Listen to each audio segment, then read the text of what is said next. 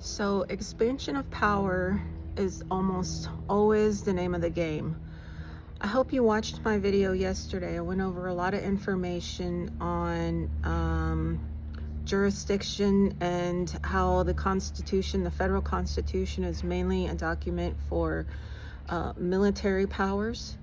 Under Article 1 and 2, we see that all the positions like Congress, representatives, and senators, as well as president, requires some military time. And that military time was goes back to ancient Rome and their laws. Originally, they required every politician to have some military time to show their faith and their allegiance to their government, and that's no different than the federal Constitution that we have in Articles 1 and 2. Now, Article 3 is different because these are the justices and they're supposed to have good behavior.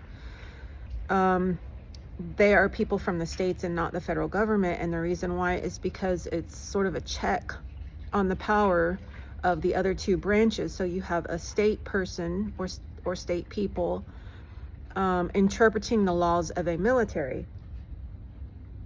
The reason why this is important is because the states are supposed to keep the military in check. So if the military is doing military actions on or off federal posts, and they intrude on the civilian population, such as the republics and commonwealths, then it's the legislative branch that will keep those powers in check and keep the people of the state free, sovereign, and independent. I would love to show you all these horses standing in front of me, but my phone doesn't flip. So in this course I'm taking, it relates the due process law and Amendment 5, as well as, let's see, what am I saying here? The full faith and credit clause. They're relating it to the Fifth Amendment.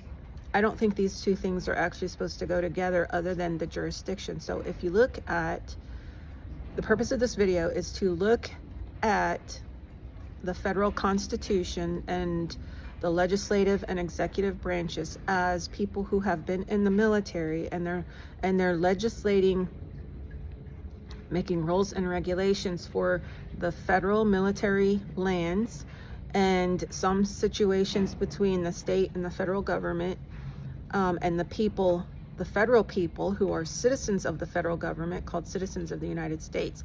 Then when you read the Fifth Amendment, it makes a lot more sense as to what it's saying. So it's not saying that the federal justices, for expanded purposes, have power over civilians.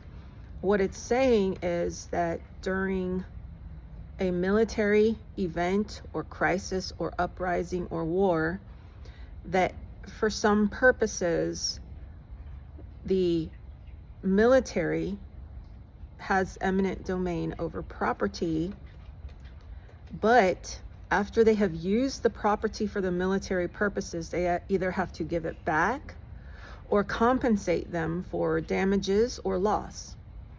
Okay, so it's talking about two things. It's talking about crimes, and it's talking about the military. It's talking about grand juries.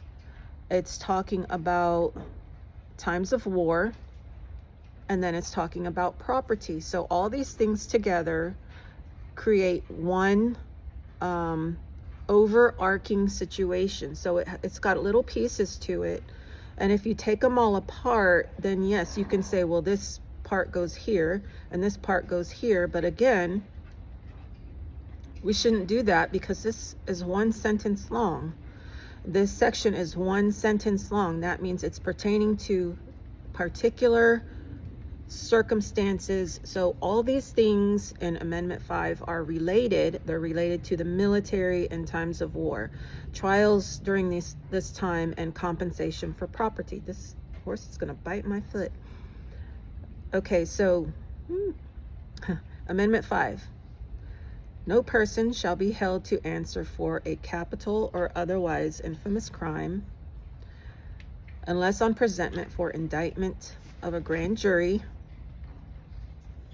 except in cases arising in the land or naval forces or in the militia. So it's talking about, in one situation, civilians, and in the other situation, military, but it's talking about their relation to each other, the civilians and the military.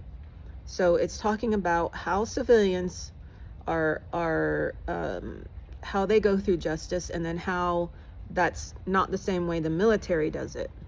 So the civilians have a grand jury, unless it's a situation arising in the land and naval forces or the militia, when in actual service, in time of war or public danger.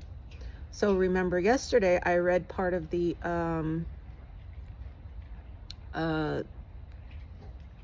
Republic of Texas laws that show that the only things that were given, the only lands and buildings and other things that were given to the federal government when it ratified the federal constitution were those things related to defense. Okay, so it's talking about in Amendment 5, it's basically saying the same thing, when in actual service in time of war or public danger. Okay, so all of this pertains to defense. This whole Amendment 5 pertains to defense, whether you're civilian or you're military, whether you're working with the military, you're part of the military, you're helping the military, you're civilian supporting the military, or whatever. Okay, so this is one sentence long. You can't pick it apart and say, well, this, we do this and this we do. No, it's one sentence. Nor shall any person be subject for the same offenses be twice put in jeopardy of life or limb, nor shall be compelled in any criminal case to be a witness against himself. Still, we're talking about in a time of war or public danger. Nor be deprived of life, liberty, or property without due process of law, nor shall private property be taken for public use without just compensation. Okay, so we've talked about this, where just compensation, like if the military comes off the military post, because let's say in Texas, there's a large group forming at the Austin Capitol, and there's some houses sort of around the Capitol, and these houses have these picket fences. The military can take up those picket fences and use them to make a barrier around the Capitol and move people out and keep them out on the other side of the barrier. But if those barriers are destroyed, the people have to be compensated. If they're damaged, the people have to be compensated. If they're still good pieces of equipment or whatever, they have to give it back. Okay, so that's this whole thing here. It all goes together with everything I've been teaching you. There's nothing that can be picked apart in the Constitution and to say that this is how we control private civilians not having anything to do with any kind of war or public danger. Okay, all this, everything, and if you want to throw something at me in the comments, I'll make a video on it and I'll explain it to you. There's relationships between the states, and then there's relationships between the federal government and the states. There's relationships between the military and the states, and there's relationships between the state and the military and the federal government. And all of these are just different jurisdictions. So it's lining out how the deputies who wrote the Constitution intended for these various jurisdictions to get along with each other. So eminent domain has, in my opinion, nothing to do with the federal government going to a state and saying, we want this land, so we're taking it and we're going to offer you money, and whether you like it or not, you have to accept it. Or you can argue with us and negotiate, but eventually we're taking your land. There's no such thing as that in the federal Constitution, as far as I can tell. Okay, if you haven't watched the video that I posted last night, right before this video, go ahead and watch that video. I think you'll enjoy it if you're into this kind of thing. Like, share, and subscribe. I appreciate all your help, all your comments, all your thumbs up, and I'll see you in the next video.